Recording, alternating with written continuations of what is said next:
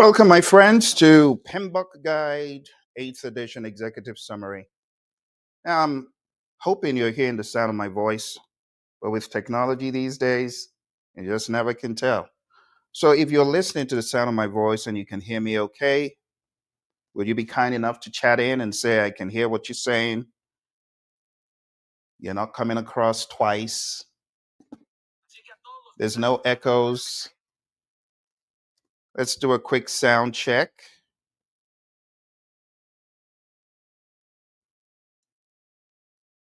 With artificial intelligence and all these technologies, my friends, you just never can tell. So I'll wait till I can hear or see some sign of life before I continue.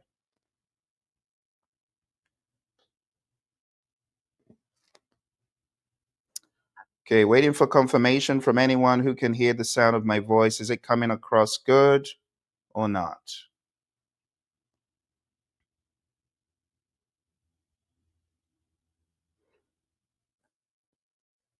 Can you hear the sound of my voice? Please assure me and I'll continue.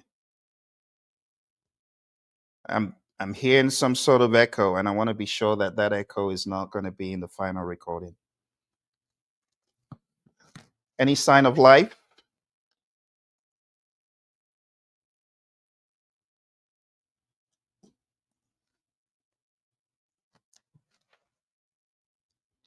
Can you hear me?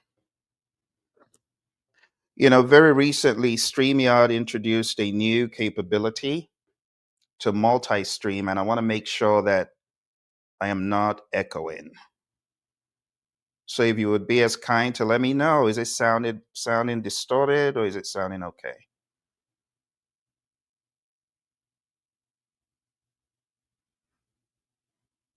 I don't see any sign of life, which means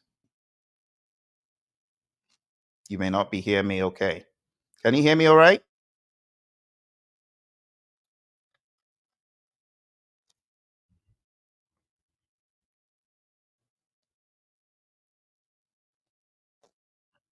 Okay, I'm going to wait until I can get some assurance that you can hear me loud and clear. Let me try this.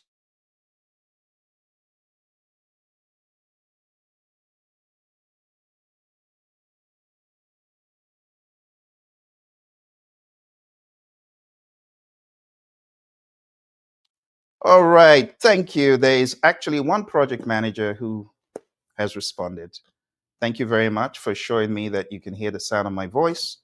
And today we are taking a trip into the world of the PMBOK Guide 8th edition. This is going to be a very rapid session to expose you to what is the latest and greatest in the world of the PMBOK Guide 8th edition. First and foremost, I want to say a congrats to everyone who was involved, the core team, the final reviewers, and also the members. I know you're all excited. A new shiny PMBOK Guide. But what does this imply? It implies that we need to do our part as professionals. And our part of professionals is reading the book, understanding what it's talking about, and sharing that message with our teams. You know what happens a lot of the years gone by, people expect the trainers of the PMBOK Guides to only be those training the PMP exam, but we need to stop that line of thinking and just look at everyone as a potential coach. Everyone is a potential coach and trainer. Okay, thank you for showing me you could hear. Yes, I am still live. Thank you very much. I am live.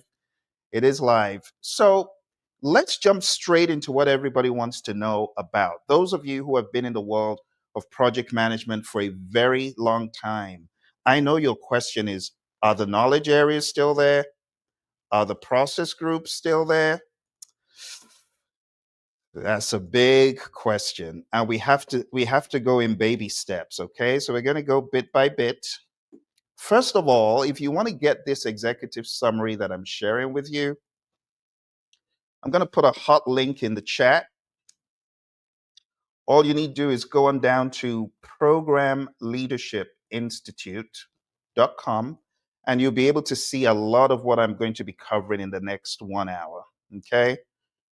So as opposed to you having to read all 400 pages of the book, you can go to that link and you'll be able to get the gist of what this book is all about. Now, prior to presenting this, I had done numerous reviews of the eighth edition in its draft form. And since the full publication was out, I have done my full revision. So all of this can be distilled into a few words. I'll give you the few words and then I'll go deeper. First of all, this is an evolution, not a revolution. What do I mean by that? Well, PMI is known for evolving over time. And all they've done here is taken the latest and greatest in the world of management and projects and products, big word, product, and they've distilled it and put it all together so that you can understand what managing a project is all about and how that fits into programs and how those programs ultimately fit into portfolios that translate the organization's strategic business objectives down into actionable tasks and steps where you can derive that outcome. All right. So the overarching idea is projects also deliver value, but they're a smaller unit of value when you look in economies of scale of programs and portfolios and the entire organization. So it's an evolution, okay? There are four major categories of change that the PMI has introduced. Let's go into them real quick. Number one is the key terms, core definitions of projects, program, project management, value, and outcome. So they've been refreshed over 40 years. The language now reflects value streams. The PMI has always been known to define value as the net benefits that are realized by the customer from the outcome. So, benefits, value, outcome, products, very big on products, portfolios, and continual change. The second large category of change is global accessibility. In the past, the PMBOK Guide was written from a very English perspective, very verbose, very heavy. Now they've distilled it to make it clearer and simpler. Third change is the huge value focus, fundamental shift from deliverable focus to outcome focus, and rightly so, right? Because in the world of project management today, we're not just thinking about a deliverable. Deliverable was really big in previous PMBOK guides, and we would say a deliverable is a product, service, or result. But now we're focusing not just on the deliverable, which could be a product, a service, or result. And by the way, PMI now brings in a term we've known for a long time, artifact, to really zero in on the difference between a product and other things.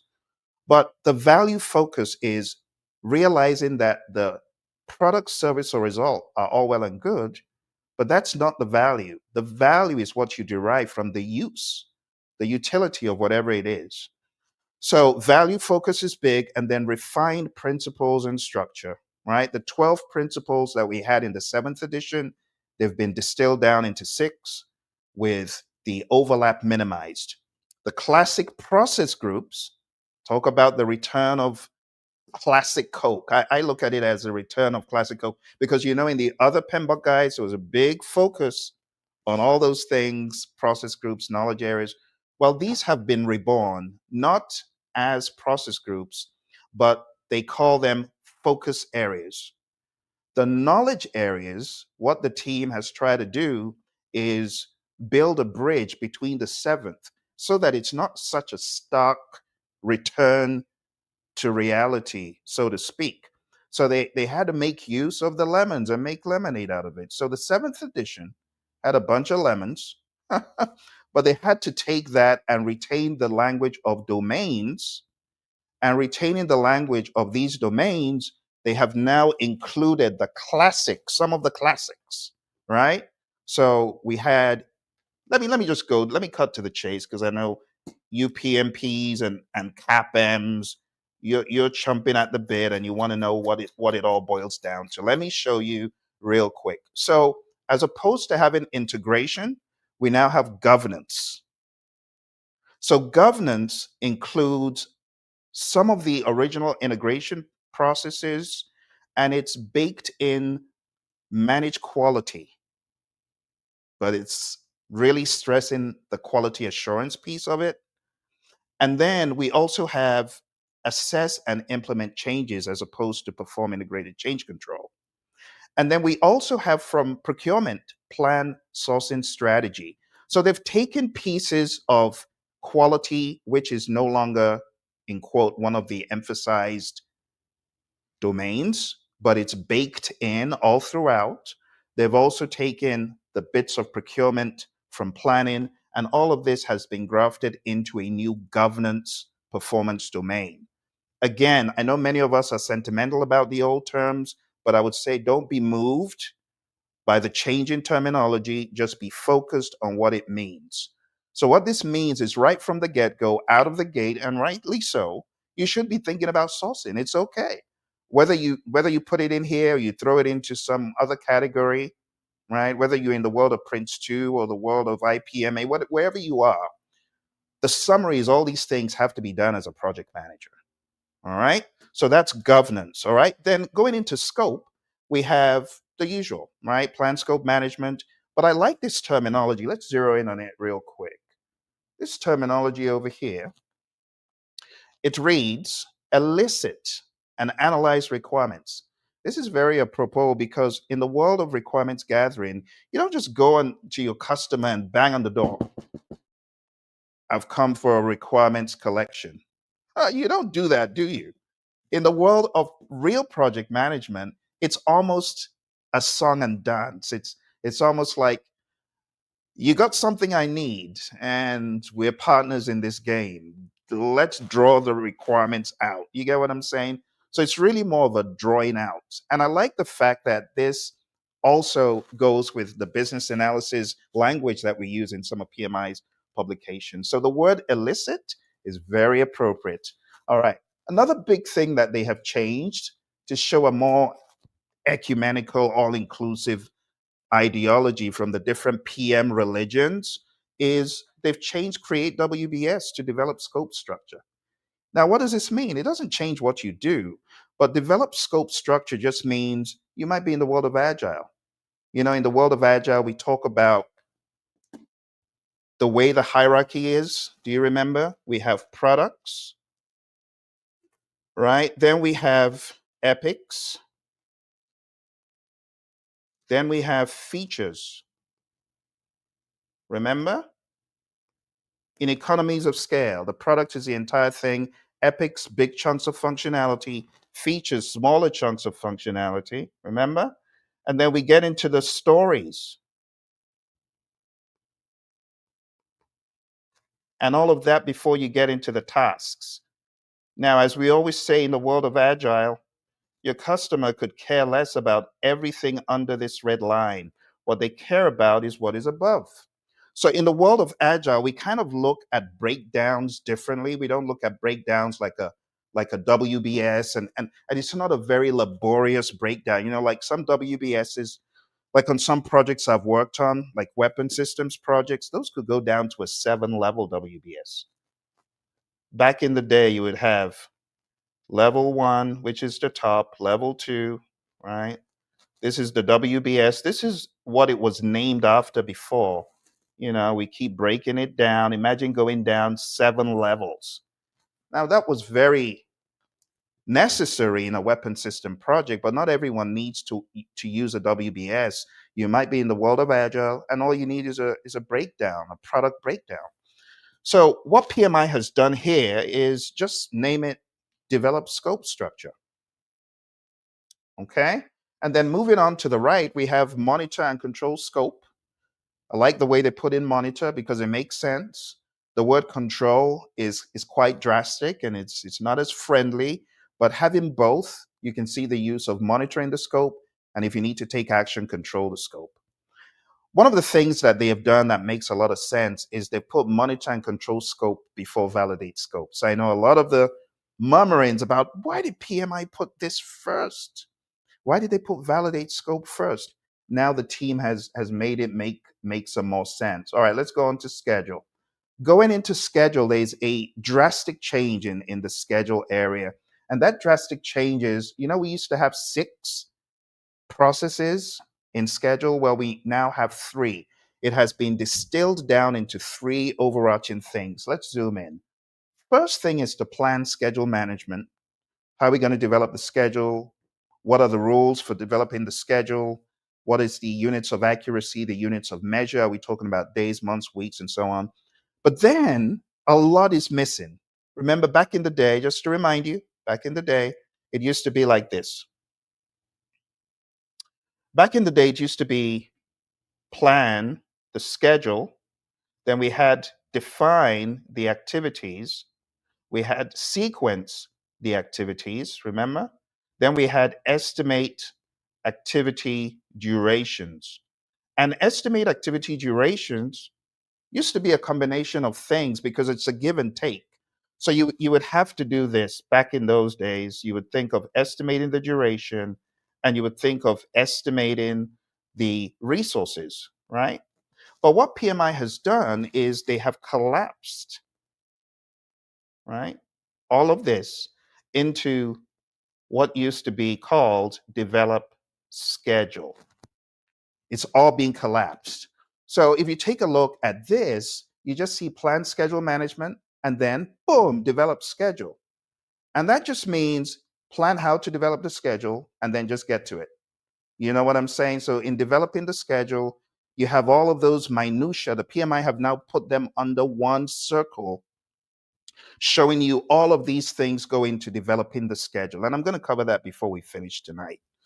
All right. And then finally, we have monitor and control schedule. So again, it makes sense. You monitor the schedule and then you control it. So a lot of the overhead that was in the previous editions, the PMI team, they've collapsed it into just three simple to remember things. And that's okay. All right. So moving on to the area that we used to understand as cost, it's been renamed as finance. Now, back in the day, when I would think of finance, I would think of bankrolling the project, financing the project, because in those days, you needed to let management know when are the resources, financial resources needed. But now the terminology's changed, but it doesn't change what you're doing, right? So we have planned financial management, planning how to budget, planning how to manage the financial resources on the project. And then we get into estimating the costs and developing the budget for the project. Estimating costs looks at sequenced iterations in the project or phases. How much will each phase take? Or you could even go down to the task level. How much will each task take? And then when you have that understanding and develop budget, which used to be determined budget, you now roll all of those up into the budget. So it's pretty much the same thing, just different terminology, which I would suggest you don't allow that to throw you off. It's not new. You PMPs, you already know this stuff. Then we have monitor and control finances. Same thing. You got to monitor the budget. You got to monitor spend. You got to control the spend. It just used to be called control cost. Now it's called monitor and control finances. So for those of you who are not aware, not only in the sixth edition, but also in Process Groups, a practice guide, the PMI had a very detailed breakdown of many of these things beyond the language that we're using here. So what the eighth edition has done is taken Process Groups, a practice guide, it's distilled some things in the seventh edition, and it's given an 8, which is kind of a compromise, right? And I quite like the fact that they've brought back classic Coke. In fact, I just call it going back to your roots.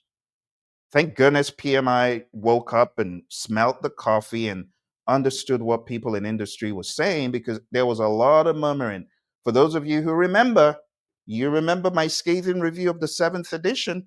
Well, I tell you, this makes the seventh edition look like a child's play, because now they've gone in for a lot of the substance that professionals are looking for. People need more than principles, and that's what the PMI has done in the eighth edition. Not only provided principles, which I'll be going over, but also a great framework. All right.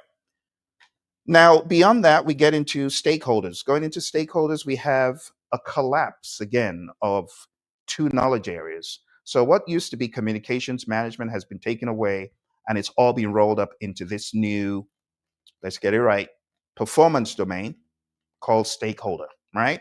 So the stakeholder performance domain, it starts off with, first of all, identifying your stakeholders, planning how to engage them, and then planning how to communicate.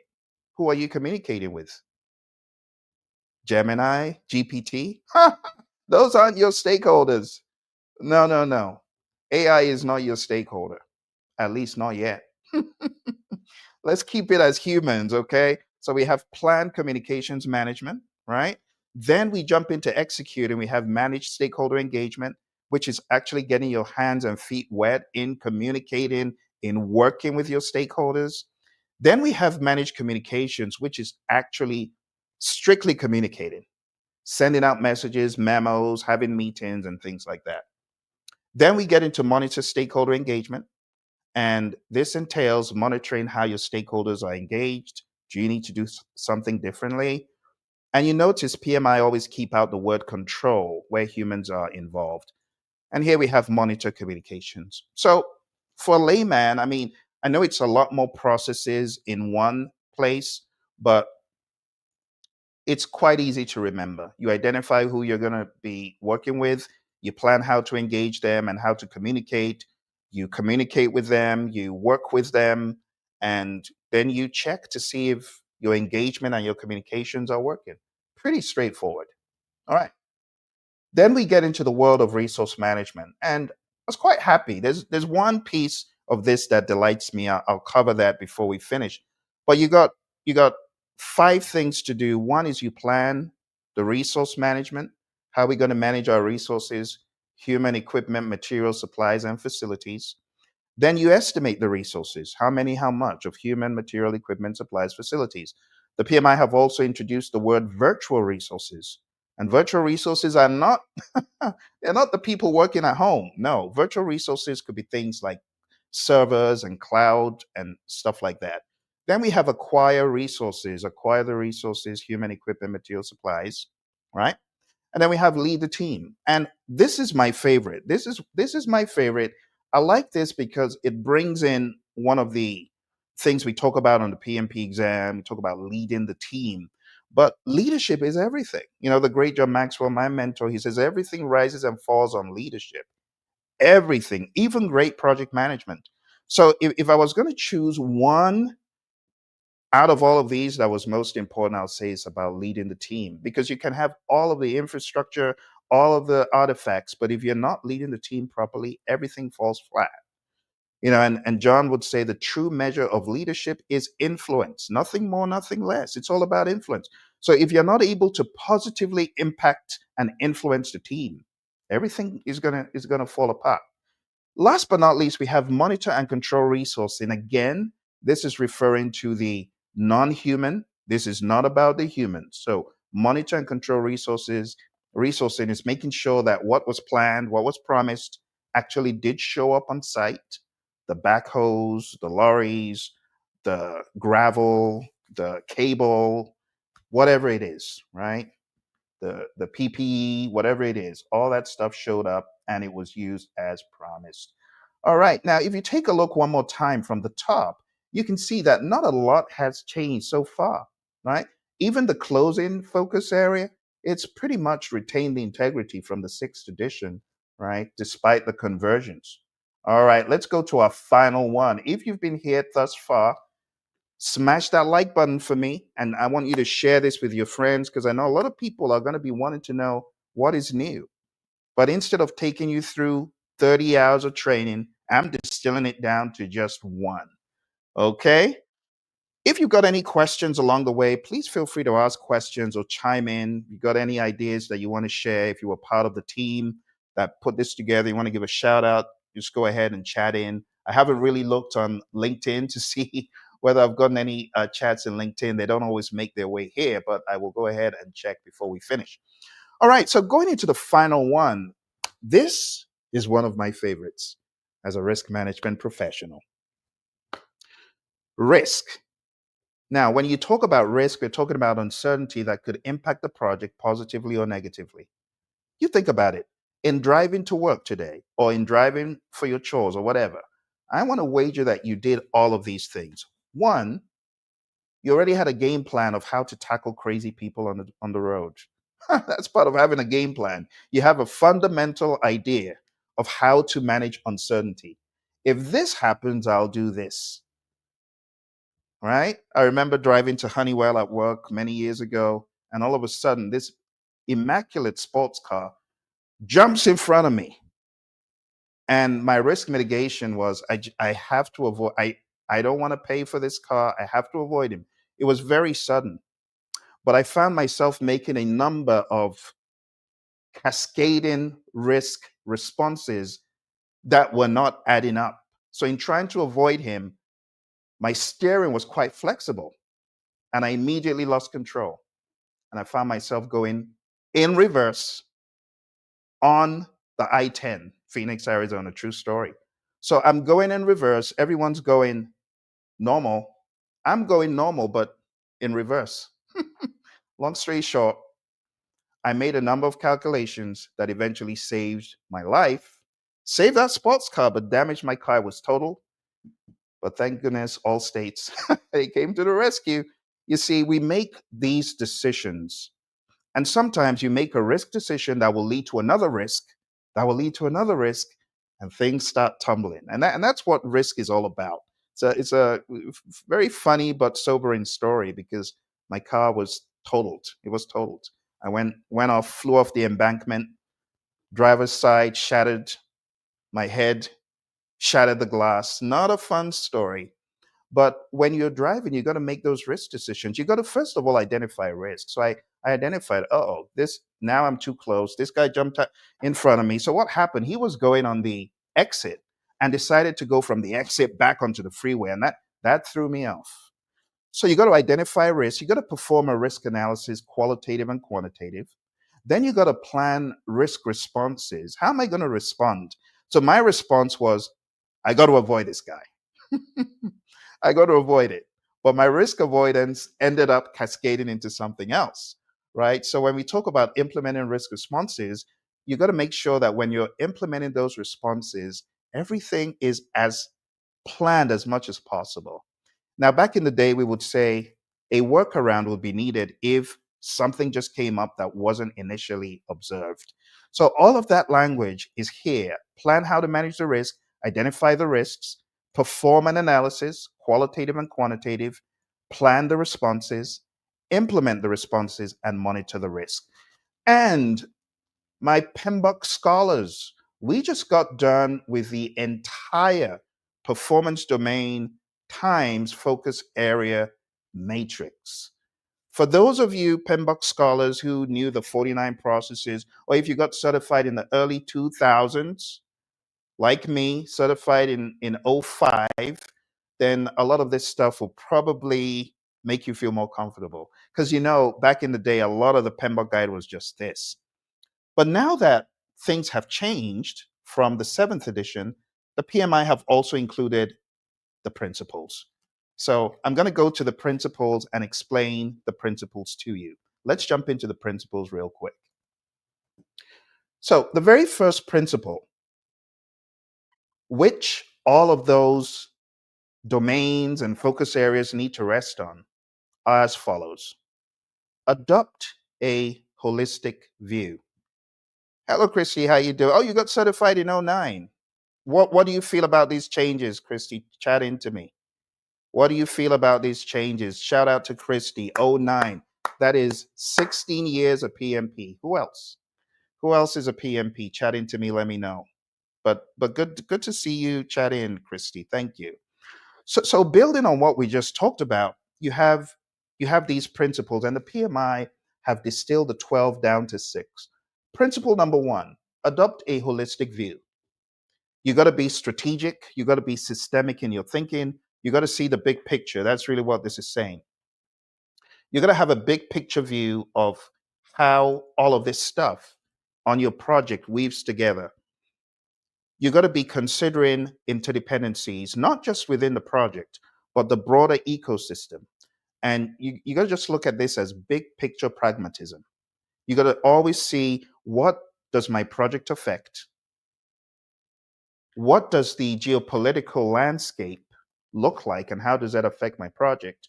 What about my stakeholders and the grand scheme of things? And the PMI gives some really great examples. They give an example of how an NGO is looking to roll something out, and they're not aware that the government has an initiative that could wildly change things for them with funding. Everybody likes the word funding and those benefits the government throws in and tax breaks. But if you're ignorant to that, if you're not looking holistically, you don't know what's out there. So that's the first one. The second one is focus on value. Value is the ultimate success indicator, and it can be quantified in many ways: ROI, cost savings, or qualitative. Like when a stakeholder gives a good testimonial, or you are aware of the impact that your project makes, that's value. So, value is not more, it's what matters. The PMI give a really good example here of an organization who is working on a project, and there are many, many features, but the many features are actually a deterrent to value because people get confused being that there's so many features. So how can you actually add value? Not features. Distill the features down to the bare minimum. So you cut out the crud and the clutter, you do all the work ahead, and you deliver what is transparent and very easy to use. So it's not about more features. Sometimes it's about less features. Like, you've ever heard less is more? Let's go to the third one: embed quality. You got to embed quality into processes and deliverables, not just meeting specs, but exceeding expectations. And it includes performance, reliability, resilience, efficiency, sustainability, and compliance. Let me give you a very quick look at the world of quality. When I think of quality, I'm thinking of these things. And you probably have learned some of this from your PMP journey. Number one is fitness for use. This is number one. Number two is conformance to the requirements. The third one is customer satisfaction. And the fourth one that usually goes unspoken about is Kaizen. Kaizen is a Japanese word. It just means change for the better, positive change. You should always be evolving and growing. So this is quality. When you talk about quality, fitness for use, conformance to requirements, customer satisfaction, and Kaizen. So I got really excited to see that the PMI had added a principle of quality up front, number three, because quality as a dedicated domain is not available. So it's important that we do focus on quality right from the get go. All right, let's go to number four. And for those of you coming, I just shared the link to all of this. So if you want to be able to go over this alone, just go on down to Program Leadership Institute or Program Management Institute. All roads will lead there. And you'll be able to learn more about our professional program leader certification coming up next year. And you'll also be able to go over all of this stuff. It's all on the website, right? Programleadershipinstitute.com. So, number four, be an accountable leader. Leadership is all about influence. It's not about title. It's all about integrity, humility, servant leadership. Everything rises and falls on leadership, as John Maxwell would say. And anyone can demonstrate leadership behavior.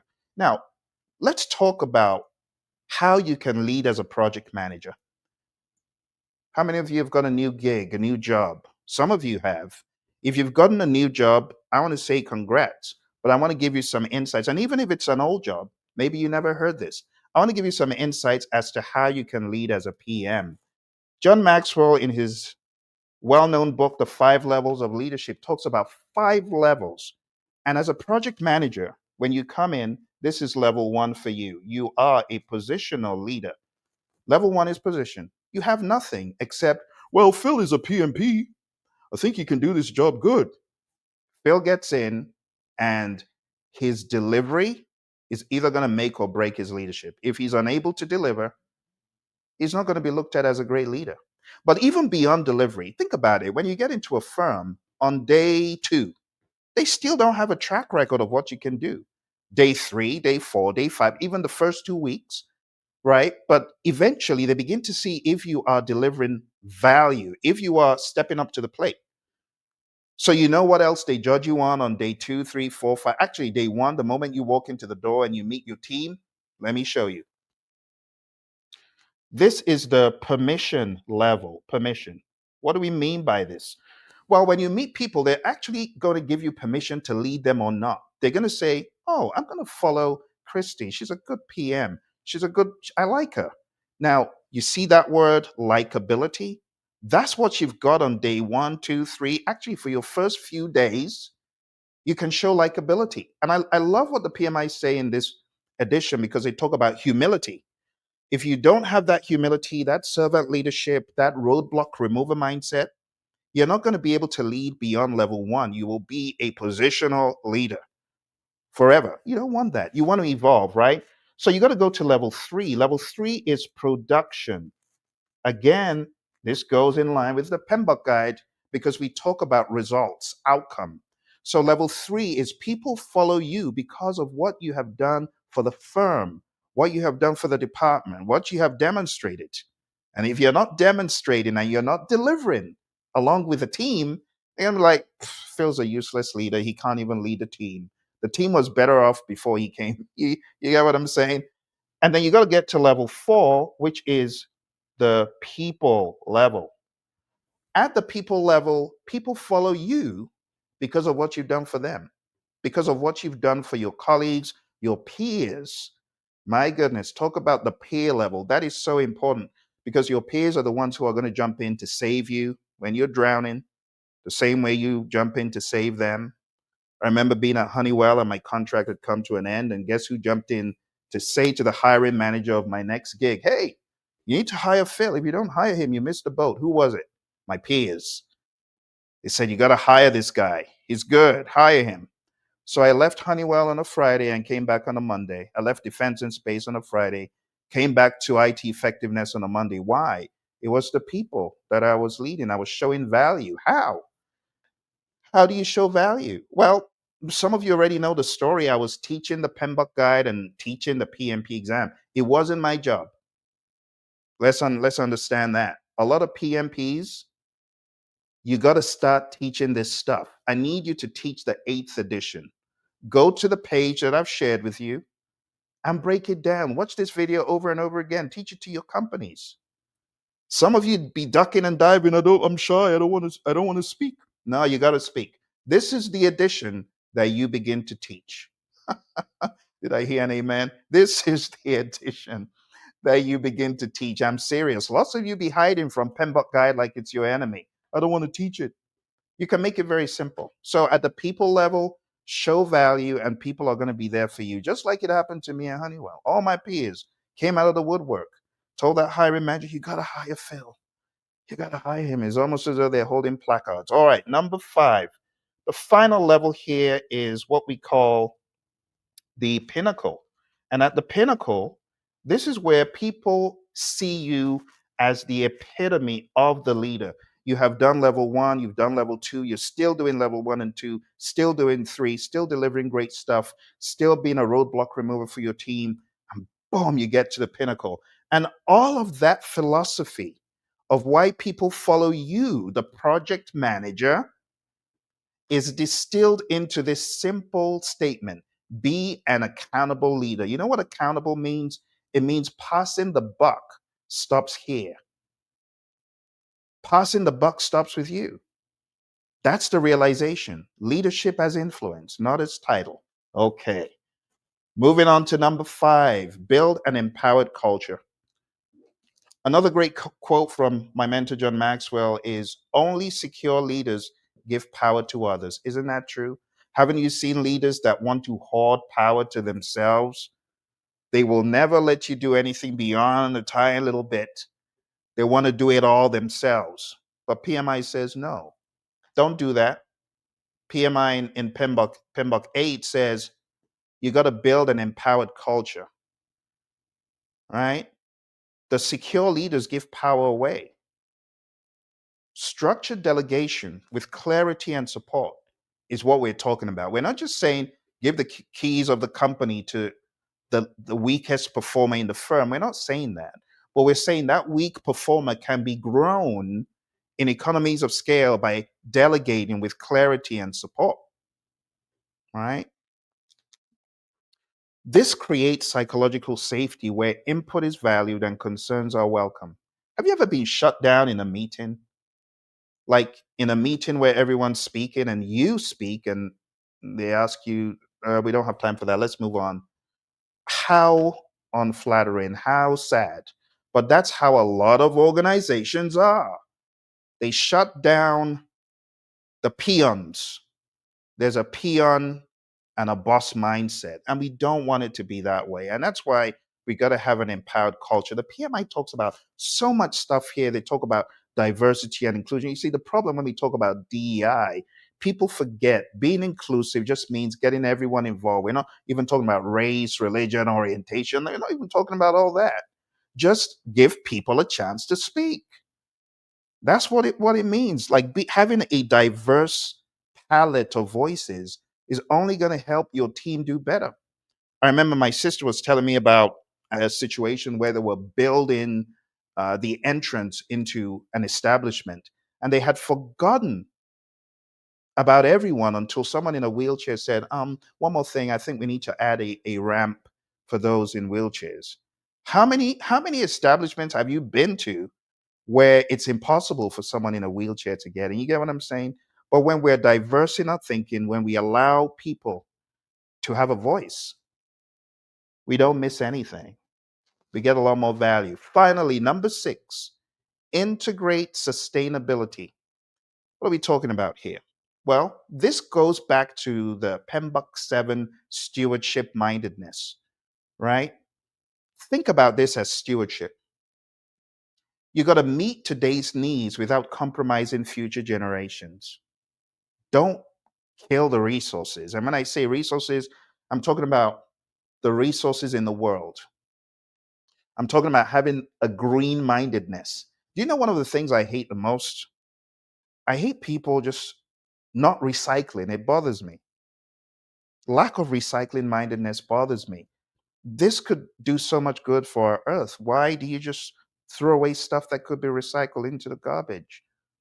So, anyway, I won't preach to the choir. I know lots of you already know about this, but you got to consider people, consider the planet, consider society, and consider long term value across all phases. When you distill all that I've said down, my friends, you got the principles which guide your attitude and your mindset, distilled down to 6. Less is more sometimes because you can really unravel and focus.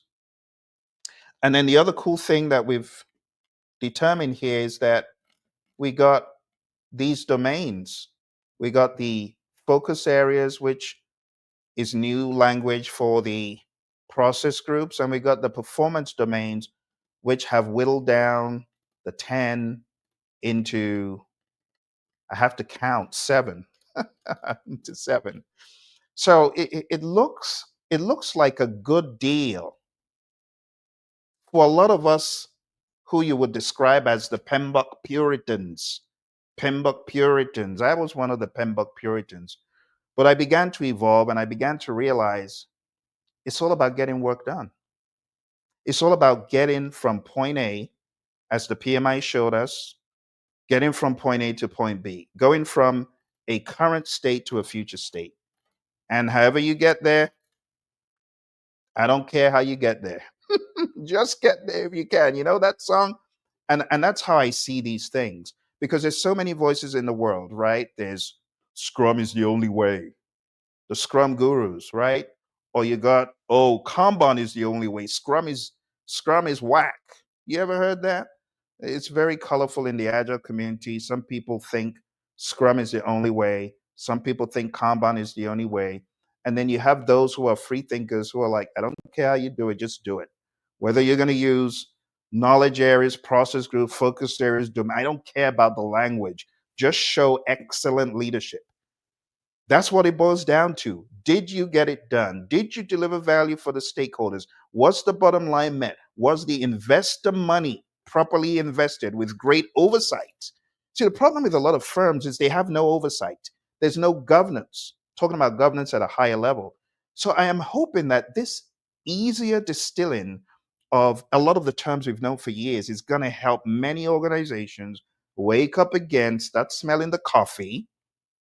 And if your organization is one and you want me to come speak to your firm, I do this worldwide. I'll come and speak to them. I'll get them into the mindset of value and benefits, all that good stuff.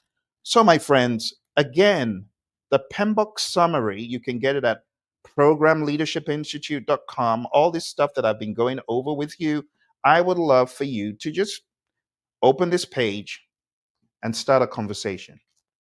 A lot of organizations, they have PMOs, but the problem with the PMOs, they don't have any formal interaction for lessons learned or even informal. The project managers aren't speaking to each other. They're calling all that they're doing different things. There's a divided house of I'm agile, you are a peon, you're doing waterfall.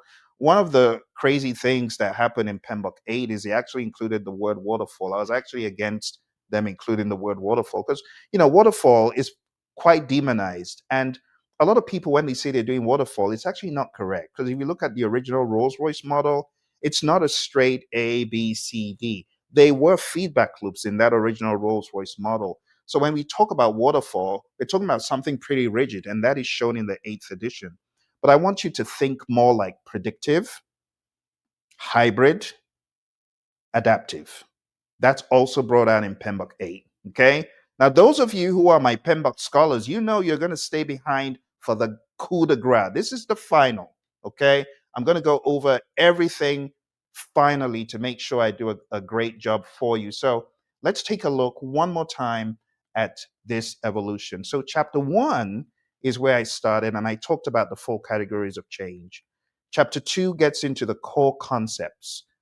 Things such as value, the excess of financial and non-financial benefits, outcome versus output. This is a very important one that I gotta stress because we go into the definition of a project and it reads a temporary initiative in a unique context undertaken to create value. I like that because we're not talking about delivering a product, service, or result like we used to. It's not that we don't deliver a product, service, or result, but the focus is more on value. Temporary nature means defined beginning and end, unique context, driven by distinct goals, environmental conditions, and constraints. Then we have project management. What I like here, the PM, it's very subtle. The PMI has done some subtle here, but it's definitely a good addition. So it's the application of knowledge, skills, tools, and techniques. Watch this. This goes against the original PMI grain to meet or exceed intended value. Oh, did we just rewrite what quality meant? I think we did. Think about it. When you go to your favorite restaurant and what is delivered to you is less than ideal, you are incensed. When it is just what you're expecting, you're like, okay, quality was met today. But when it goes above and beyond, you are a raving fan. You become a crazed raving fan. And lots of you know your favorite brands. I don't know what your favorite brands are. I've got my favorite. I used to like Tommy. I don't hate him anymore, but I like other things now.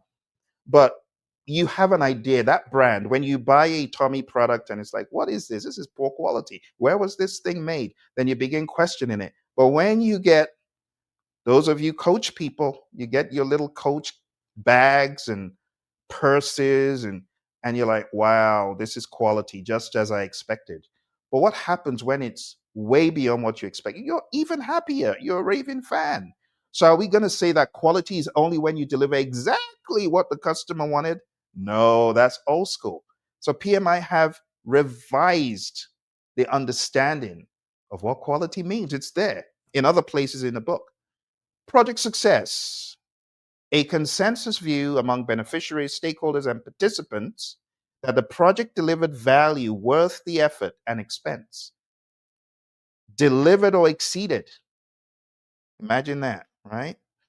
Portfolio, pretty much same as before. Program, pretty much same as before. One of the things that was talked about in a previous PMBOK guide, which is really important. I got to cover this. In fact, I got to cover some of the most important pieces in the beginning. It's the system for value delivery. And it just says portfolios, programs, projects, products, and operations are no longer separate silos. They are interlocking components of a larger system designed to generate and sustain value. How many of you folks read the PMBOK Guide 7th edition? I don't expect to see any show of hands. I don't expect to because I know many of you did not. Many of you skipped that edition. Well, let me see if I can wake things up a little bit for you here. Okay, I'm going to try to wake things up. Let's go into a deeper dive. I'm going to highlight what a lot of people missed. Let's go there. So, what a lot of people missed in the system for value delivery from previous discussions gone by was this really cool imagery from the 7th. And the mindset is very identical. A portfolio is a collection of projects, programs, and other initiatives, other work that are designed to achieve the strategic business objective of the entire firm. So, under portfolios, we could have programs like this, and we can have these projects within the program. Portfolio B shows multiple projects not in a program, but then we also see a program as well. And then inside a portfolio, we could just have standalone endeavors, right? We could have programs and projects, either related or not. And the operations that you see at the bottom, those are there to sustain and help all of the other vehicles, portfolios, programs, projects, they all work hand in hand. So this is a big deal in the 8th edition as well. So a portfolio, a collection of projects, programs, and operations managed as a group to maximize value while meeting the strategic business objectives. We want to maximize that value. And then a program is a group of related projects managed together to achieve benefits not available individually. Okay, so this is quite important. Moving on from here to how I see this world, I see it like an aquarium, right? I see the system for value delivery as an aquarium. And the operations is the lifeblood of the aquarium. It's like the water. The programs, as you can see here, are like the rocks. The portfolios are like the bigger boulders, if you will. The projects are like the pebbles. And the outcome is peace, relaxation. Look at the fish enjoying their little habitat there. It's like the value delivered delights the fish. That's how I like to see it. Now, moving into the flow of information, which is also covered in the 8th edition, the idea is as follows. Senior leadership have got to understand strategy. And again, I just want to stress, if you are a senior leader and you want to understand strategy, product, value delivery from a very hybridized perspective, if you want to get more into the world of program leadership and understand how to lead teams and firms, I want to encourage you, go back to that site and hit home on programleadershipinstitute.com and understand what we have coming up next year, because a lot of this stuff is very easy to cover here, but broken down into case studies and sharing ideas with like-minded professionals is something that we don't do a lot of. We do a lot of certification, but not a lot of practicalization, right? So I encourage you, going down to programleadershipinstitute.com and understand the 2026 program coming up. Because when we talk about strategy, there's a lot more that goes into it. When you really boil down every organization, whether you're looking at Tesla, you're looking at Amazon with their AWS, you know what happened when AWS went down? Bad things happened. But how do they get so dominant? Is by strategy. When you think about firms like Coca-Cola, how do they get so dominant? How do they always, oh, sorry, Pepsi people. Let me stop that. Let's talk about the iPhone. Steve Jobs, rest his soul, Tim Cook is now at the helm. Has he been able to sustain that? It's strategy, my friends. Strategy is very important. So senior leadership comes up with a strategy. The portfolio managers understand the strategy and how to distill that into programs and projects, and how those programs and projects interact with operations. Because the desired outcome, benefits, and value, right, are passed across to the program and project team. They get those done, they deliver deliverables, their support and maintenance passed on the baton to the operations team. The operations team give updates, and it's a back and forth, right? Ultimately, the performance information and progress is bubbled up to the top, back to senior leadership, and it's a give and take. And that's why every October or every however often you guys do all the budgets and the strategy, someone at the top needs to be thinking strategically. They need to be thinking about OKRs. They need to be thinking very product centered. So the whole idea about a product operating model comes into discussion. And again, we're going to talk more about this in January next year. All right. So this is the flow. But moving beyond that, right here is a very important image in PMBOK 8. And I'm going to call out the page just so everybody looks at that page. If you've got the edition, I know some of you out in Phoenix, Arizona, you got your flashy little PMBOK 8 showing it off on social media. I see you. I see you. But let me tell you a page that excites me. It's page 23. Page 23 in PMBOK 8 excites me. Why is that? Because it exposes you to what is called a sample product life cycle. There's a lot of celebration in the introduction of any product, isn't it? You deliver that product and everyone's crazy excited. But that's just the initial creation. You got to go beyond project one into additional features, enhancements, even if not features, additions. Maybe the GUI is just out of whack and you get the GUI looking more polished. It's like, wow, everyone's happy. But all of these additions and revisions in project 4 and 5 and 6, it culminates in the project's retirement. And this is very much like the life of the PMBOK guides. First edition came, then second edition, then third edition, then fourth edition. Now we're on to the 8th edition. Hopefully they won't retire the PMBOK guide. I hope not. Maybe we'll get to edition 100 sometime. But anyway, I know that's not your concern. You're concerned about the 8th. But jokes apart, every project is just a blip on the radar of the entire product life. You get what I'm saying? So this is stressed on page 23. And why does it excite me? It excites me because we need to think more holistically at an organizational level about the life of the product. Projects are all well and good. Don't get me wrong. But beyond seeing your isolated project, you got to think about the grand scheme of evolution of that thing that you've developed. And that takes you into a more product mindedness. And now we're talking about programs, and you can see how program A, you have project 1, you have project 2 over the passage of time, project 3, and a lots of you in government, you see how every year there's a new program, or the program is in place, but there are new projects to sustain the program.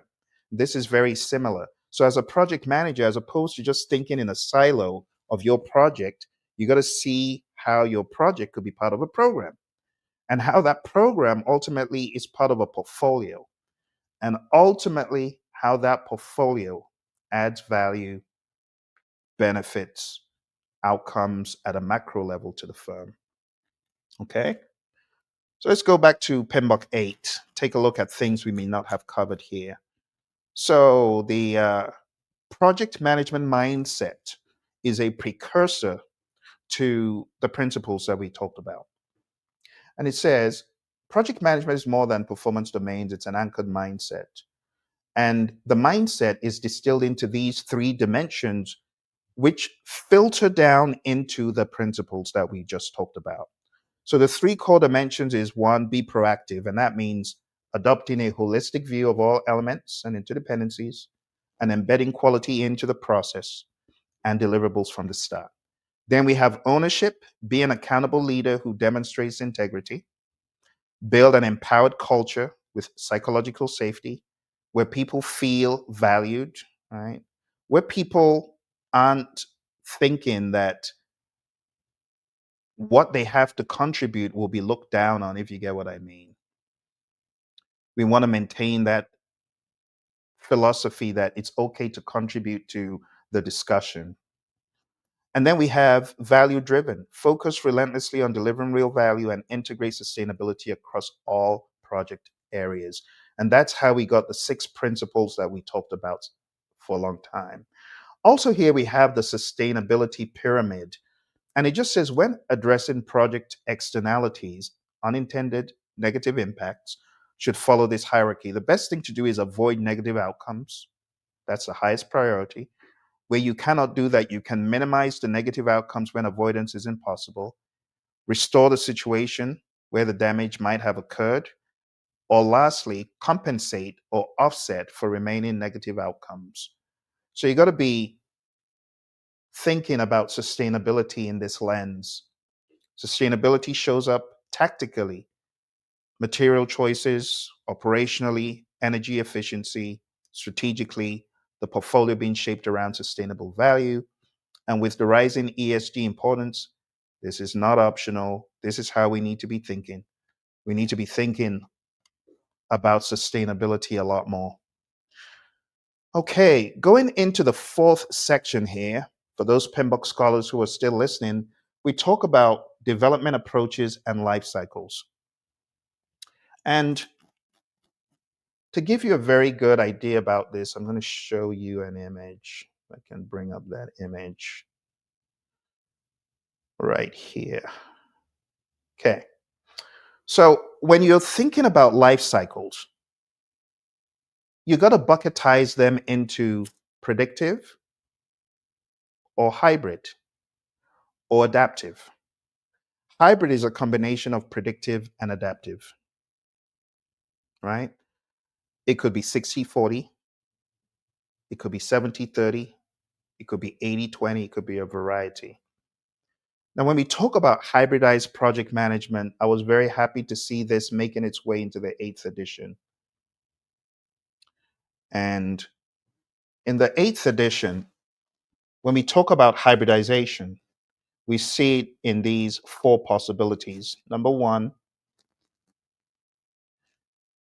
adaptive. You can have an adaptive section of your project where everything is pretty much agile. Although what typically happens is the agile components often follow a lot of structure. So we put predictive first, and then we have adaptive. And what we mean by this is really we have a more agile section of the project. You can have everything planned up front, get those done, and then the implementation or the navigation across the firm needs to be more adaptive. So we're talking about hybrid models here, hybrid models. So that's the first model. The second model is what I call an agile predictive sub. So you could have this going on your project. You could have a predictive aspect and an adaptive aspect, all happening at the same time in different sections of the project. Thirdly, you can have a whole lot of predictive processes going on, and you can have a small pocket of pockets of adaptive.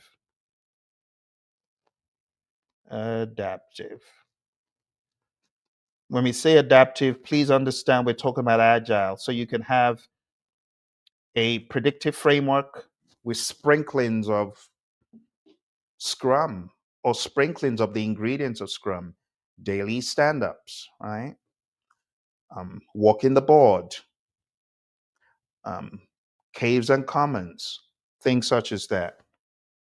And then going into the fourth model, you can have a largely adaptive framework on your project, but you can have pockets of predictive flavors, things like risk management, structured risk management with a risk register, and things like that. So you can have pockets, scattered pockets of predictive pockets to add more substance and value and coherence, depending on what the need is. Okay. So going back here, when we talk about the spectrum of approaches, moving to the right is more iteration. So if you take a look, as we move beyond what I was showing you, as you're moving to the right, you have more iterations. You're thinking more iteratively and incrementally at that point. Okay. The guide uses the term predictive rather than waterfall. The original waterfall model included feedback loops and iteration, and the term has been misused to represent rigid one-way sequences. So I really just want you to understand when you're looking at my cliff notes here, because I make some cliff notes. And then we got into the 7 performance domains: governance, scope, schedule, finance, stakeholders, resources, and risk. I put this here for you just to be able to distill it all down. Okay. Now, beyond what we have here, I know some of you are going to be really excited to know that the inputs and the tools and the techniques, yes, they're back. The inputs, the tools, and techniques, there's now a section behind the book where those are explicitly called out. And I was very happy to see some of the old faithfuls, both the cost of quality, earned value management, all of those tools and techniques that a lot of you have found value from over the years. They are all there. Okay, let's see what else. Have we covered everything? Oh, yes. The final thing I got to cover is the question everybody has. Phil, does that mean I'm doomed because I was studying for PMP? Well, the PMI have made some announcements, and I got to show you the announcement so that I'm right on the money with it. But the PMI made an announcement on their website that the PMP exam will be changing in July 2026. So let's go there. Let's bring up that announcement. Those of you procrastinators, I'm seeing you. Those are my students. I've got about 180 students, thereabouts. I'm not going to mention their names, but can you imagine 180 students delaying taking the exam in 2025? I'm taking you on a guilt trip. You know who you are. You know who you are. And I don't feel sorry for you because I've been telling you change is coming. But the cool thing is you got some time. I'm just messing with you. So it says, did you know a new PMP exam is coming in July 2026? I gotta give PMI a round of applause. Let's give PMI a round of applause. Let's give PMI. Do you know why I'm giving them a round of applause? Because in time past, they would never announce the PMP exam was changing so far in advance. This is November, December. They're giving you like 9 months. Wow, that's a record. That's a record. But I'll be back to see if they really do it on the day. I'll be back to see if they did it on the day. Okay, did you know a new PMP exam is coming out July 2026? Stay informed on exam updates and prepare for the 2026 PMP certification. It says, keeping up with changing times, the project management professional PMP exam is changing too. The 2026 updates reflects the future of the profession with a sharper focus on the skills and mindsets driving meaningful results in today's world. A reimagined PMP exam built around real-world impact and value. Updated learning resources available April 2026. A continued promise to uphold the PMP as a global gold standard. Cough. IPMA, I'm sorry. Prince 2, you know I love you guys. I'm sorry. They're PMI's words, they're not mine. All right, you can take the current exam anytime until July 2026. A pilot of the new exam will run from 5th of January to 30th of January 2026, and the fully updated exam launches in 2026. Does this sound familiar? Shivers for some of you. You won't be able to register for the new version until July 2026, but you can start preparing for it in April 2026 when the new materials are released. Okay, exciting news. So, the PMP Certification Exam Content Outline 2026 defines what is tested on the exam. And here you have the pleasure of seeing shivers for some of you. The PMP exam content outline. Let's see what's in here. So, as usual, we have the people domain, the process domain, and the business environment. Lots of you procrastinators feel what has changed. Well, let me let you know right off the bat that the business environment is now 26%. Those of you procrastinators, you remember it was just a measly 8% or something like that? Well, now it's a lot more. The people domain, which used to be 42%, has shrunken down to 33%. And the process domain, which was 50%, has shrunken down, thank goodness, to 41%. It's shrunken down by 9%, thereby making it fairer for the people taking the exam to succeed if they're business oriented, right? But at the end of the day, when we get into the details, this is what we see. Okay. People domain. Task one, develop a common vision. You know, even the good book says where there's no vision, the people are in trouble. Yep, that's true. So we want to develop a common vision. Number two, which used to be number one, is now manage conflicts. And it just makes sense. As a PM, as a team, you should take conflict head on. Task three, which is always my favorite because it's about leadership. You know, I'm all about leadership. And this says lead the project team. Establish expectations at the team level, empower the team. Don't you love it? Solve problems, all that great stuff. We have engaged stakeholders, which hasn't really changed. But when we talk about engaged stakeholders, what I like about this new content outline is they've made it very clear that you got to identify them, analyze them, and tailor the communication. And this is quite in line with PMBOK 8.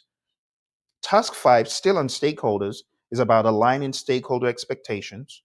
Task 6 is about managing stakeholder expectations.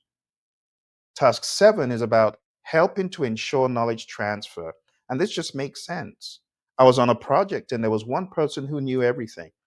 And I was scared. I hope he doesn't get hit by a bus because that's the end of the entire project. He wasn't doing any knowledge transfers. He was the brain behind the entire thing. But we don't want to do that. We want to make sure that we're transferring knowledge. Number 8, plan and manage communications. That's what the project manager should be doing. Hello. And moving on to the process domain, you see a very stark jump in people versus process compared to the previous content outline. What is that? Well, back in the day, the people domain used to be 14 tasks, but now we have only 8 tasks. So 6 tasks have been integrated into other areas. And that takes us into the process domain. So at an executive viewpoint, we now have 10 tasks for the process domain. This used to be 17. So I'm very delighted to see there's been a cut down of just, a lot of stuff that could be rolled up into one. Task one says develop an integrated project management plan and plan delivery. This just makes sense whether you're agile or you're predictive. It says recommend a project management development approach, determine critical information requirements, recommend a project execution strategy. And the bottom line is you got to collect and analyze data, make project decisions. The second task is develop and manage project scope, which just makes sense. Task 3, help ensure value-based delivery. It's all about value, my friends. And I'm glad that PMI is focused on the value. It's not about the big old processes to get deliverables. It's really about, are we value-minded even in the features we're working on? Or are we just doing busy work? You get the idea. Task 4, plan and manage resources. It just makes sense, right? It's more like the resource area that we talked about. Plan and manage procurement. I quite like the idea that procurement is front and center in its own task since PMI removed it from the 8th edition and kind of weaved it into various processes throughout the 8th edition. Plan and manage finances. The language now rhymes with PMBOK 8. Plan and optimize quality of products and deliverables. Very happy to see quality making its appearance, and rightly so. Plan and manage schedule. Just makes sense. It's stuff we talked about earlier. Evaluate the project status. You already know stakeholders are big on this. So metrics, analysis, reconciliation, things like that. Then we get into task 10, manage project closure. It just rhymes with the language in the PMBOK Guide 8th edition.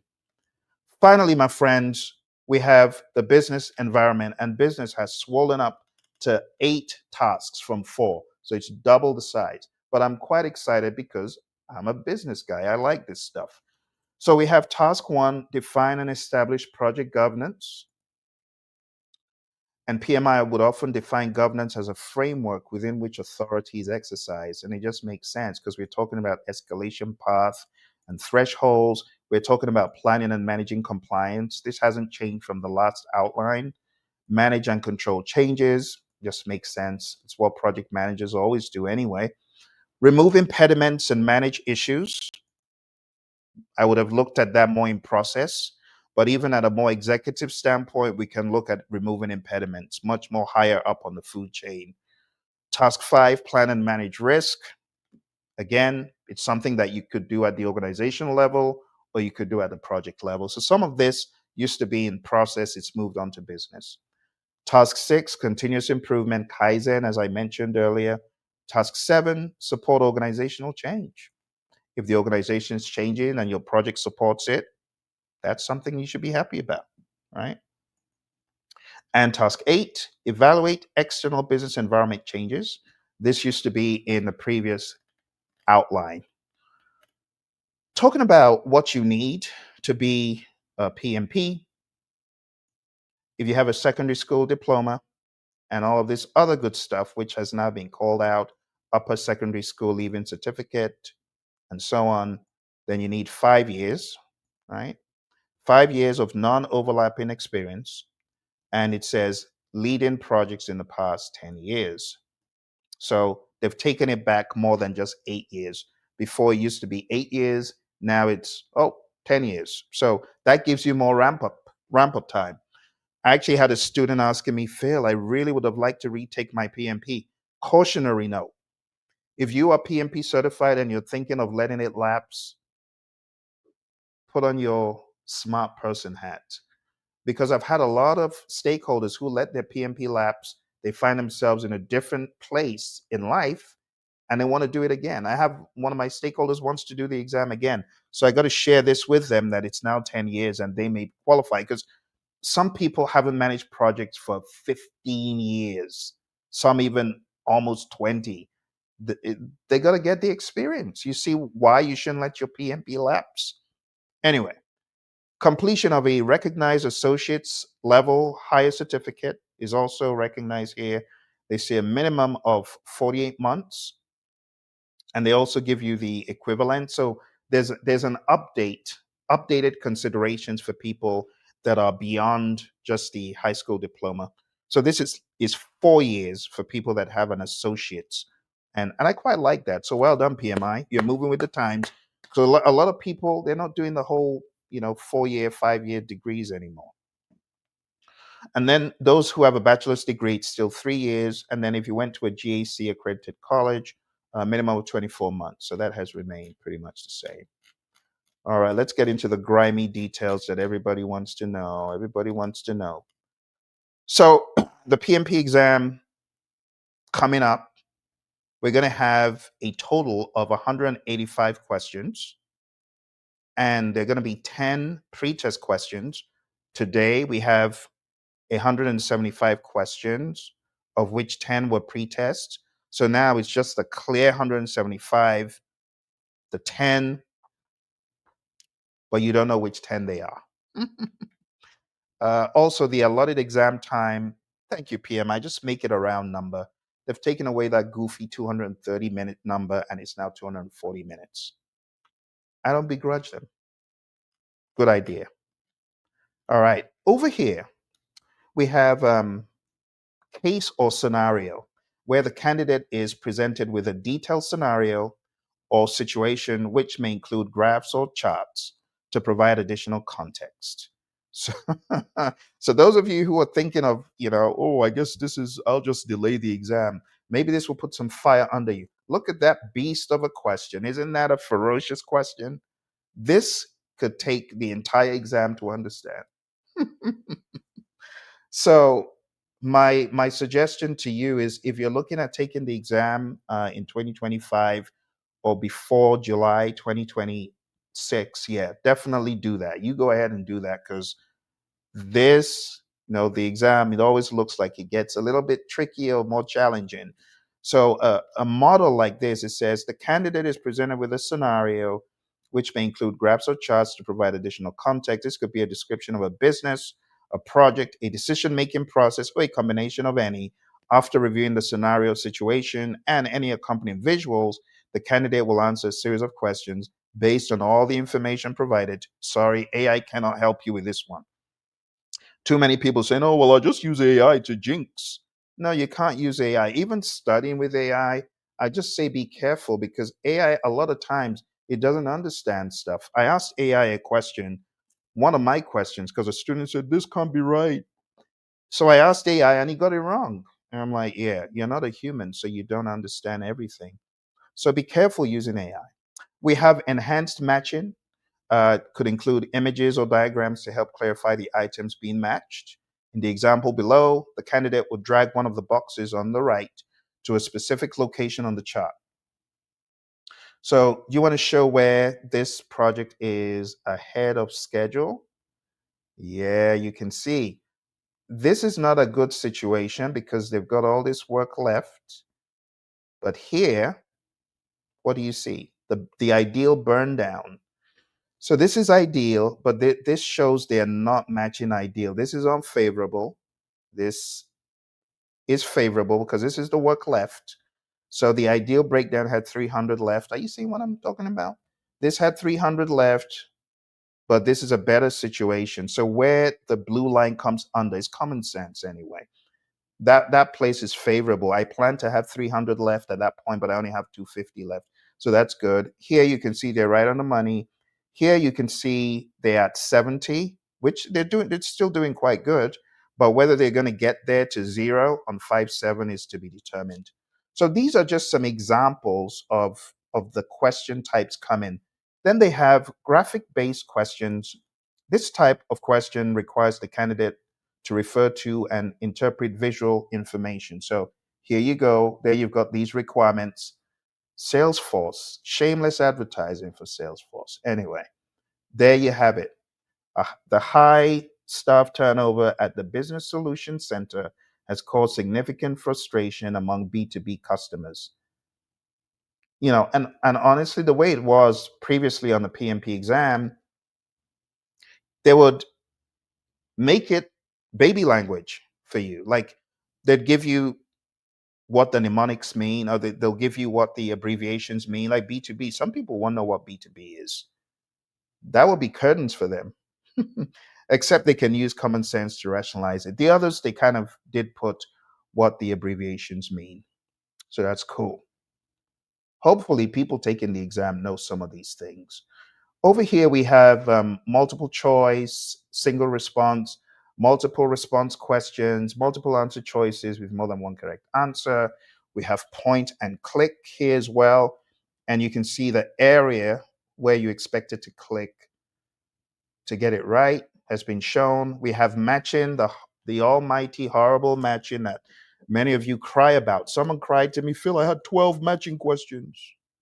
Yeah, it can be tough, and it's not going to change, as you can see on this new PMP exam. All right. Then we have the pull down list. The correct answer must be selected from a drop down as shown below. So it's a lot of new stuff, And then we also have language about taking the PMP exam, retaking the exam, acknowledgements, and the CCR program, right? Make sure you folks go to ccrs.pmi.org. If you've not been checking your PDUs, let me send it to you, because I know some of you are clueless and I don't want you to lose your certification. Some of you ain't checking up on your ccrs.pmi.org. Let me put that in the chat. For those of you who know that, that is really more about your PMI, PDUs for all the certifications you have. Make sure you're checking up on it. Yeah, because I'm owing PMI. I'm owing them PDUs. I'm owing them like half a PDU. Half a PDU is what is holding my renewal of one of my certifications, which is just ridiculous. I got to get that squared away. Don't let that happen to you. Can you imagine waking up and then going to CCRS and seeing suspended? Your certification is suspended. It's not fun. Make sure you keep an eye on those pesky little PDUs, 60 PDUs, those of you PMPs, those of you CAPMs. Can't remember what it is for CAPM. My CAPM expires in 2027. So I have 5 of these certifications from PMI. I cried uncle after they started churning out more and more certs. I'm like, PMI, I'm done. My OPM3 was 3-in-1. I said, never again. That's it. I'm done with certifications for life with PMI, because my OPM3 was quite an experience and then they disbanded it. I wasn't happy about that. And I looked in the PMBOK 8th edition. I saw Claudia, my OPM3 teacher. She had OPM3 against her name like me and then one other person. Only 3 of us in the entire thing. But anyway, my friends, over the past number of minutes, I have been edutaining you. Hopefully, I've been entertaining you with PMBOK Guide 8. I know a lot of the skeptics, like me, wouldn't be very impressed, but I decided to take the high road. And I decided to say, well done, well done, well done.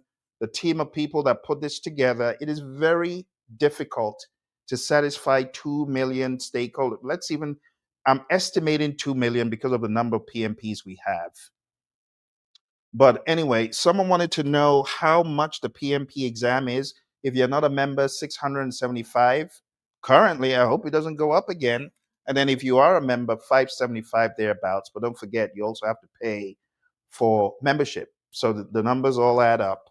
But any questions from anyone? Questions, concerns, comments that I can answer for you? I don't see any questions. Let me put out the clarion call. Questions. While I'm here, I'll be very happy to tackle any of these questions for you.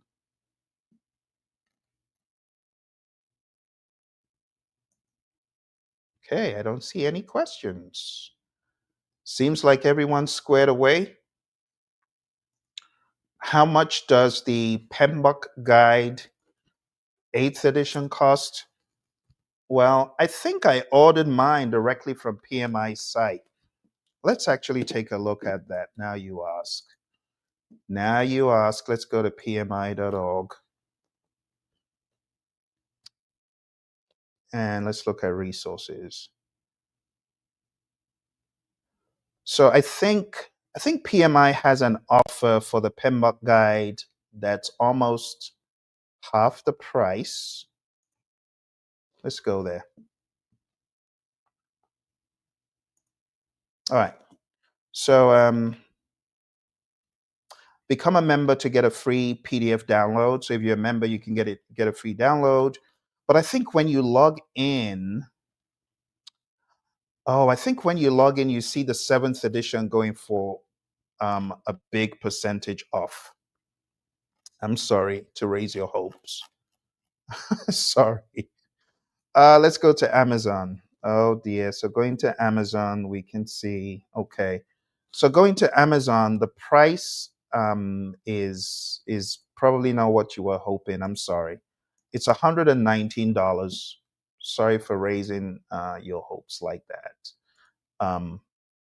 But yeah, it's $119. Sorry. It's not as cheap as I thought it was. I think they're doing a bargain for the 7th edition for members, if I remember correctly, but not the 8th. I think the 8th is what it is. All right. Let me go on to LinkedIn and see if I missed any comments or questions. Did I miss anything? Oh, Stacy Jones. I didn't see that, Stacy, but thank you for chatting in. I wonder why it didn't come through, Stacy. This is really ridiculous. But let me take your chat and let me share it. Let me share it with everyone else because this is what StreamYard does this from time to time. Okay.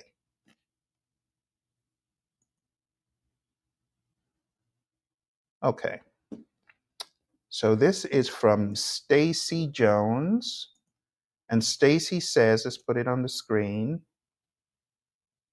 This is a helpful breakdown. I appreciate how the 8th edition leans more towards principles, adaptability, and value delivery instead of rigid memorization. You got that right. Absolutely.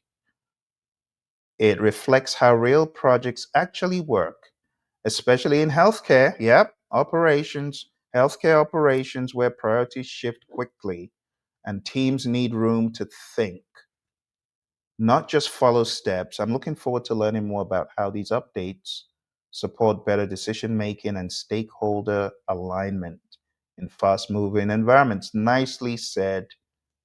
Nicely said, Stacy. Thank you very much for that. Right on the money, right on the money. All right, let's see. Did I miss anything else? Because it's very difficult to keep up with chats when you are wading into unknown or unfamiliar territory. To be quite honest, not too unfamiliar. It's just that PMI in the 8th edition, they present more principle, as Stace was saying, more principle mindedness, more product mindedness, and a bigger gathering of ideas, considering different geographies, different languages, different perspectives. Okay. All right. Well, this is just the first of many. I hope to do this again. Like I said, I spent a lot of time unraveling the guide myself. So if you have any questions afterwards, just type them in. It's kind of hard for anyone who doesn't have the history coming from other editions of the PMBOK Guide. It is quite hard to just take the 8th edition and orientate it, which is why I wanted to do this for people before they start pulling their hair out. Because if you don't understand the history of the knowledge areas and the process groups, and it's a lot. You get what I'm saying? Part of my concerns, let me go back to what I was sharing. Part of my concerns are also, let's see if I can get it back up. Where are you? I got to show you part of my concerns. Part of my concerns were this new PMP exam content outline. If you look at the language here, it says domain 2, domain 1. And these are different from the domains in the PMBOK Guide 8th edition. You get what I'm saying? They're very different. So let's distill it down very clearly. Very clearly. Okay. PMBOK 8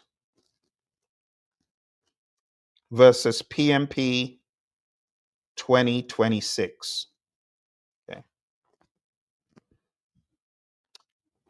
Here we're talking about focus areas.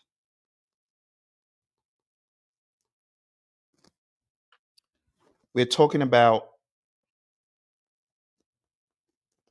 performance domains. Note the word performance. In the PMP exam content outline for 2026, we're talking about, let's go there so that you can see the exact language.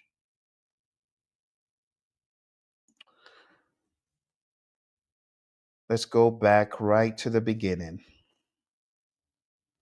And they're simply referred to as domains. And under each domain, you have tasks and you have enablers. So these performance domains are different from these domains. You could think of these ones as exam domains. The exam domains are people, process, and business. Okay. These are not equal to these domains. So don't get it mixed up because these are exam domains. Let me put the word exam here to help those of you. Exam domains are not the same as performance domains. Okay. And then just to keep your head straight, these are the big pieces that you need to focus on for your exam. You have principles, right? You have performance domains, and then you also have the PMP exam content outline for 2026, July. You don't need to worry about any of this stuff I showed you until July 2026 when the exam is changing. Okay?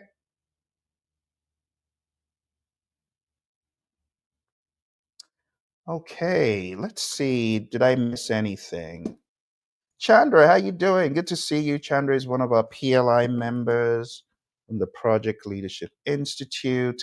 Thank you for watching, Chandra, and good to see you. As always, Chandra is a PMP and an ACP and has got many other agile certifications like the PSM. Good deal, Chandra. Good to see you come through. Okay, Chandra, what do you think of these changes? What do you think of them? We got a number of people who we interface with on a regular basis at the Project Leadership Institute. I'm wondering what they're thinking. Let me see if I missed anything. Awesome, Chandra. Always a pleasure to see you on here. Let's see if I missed anything else. I don't think so. Let's put this in the chat.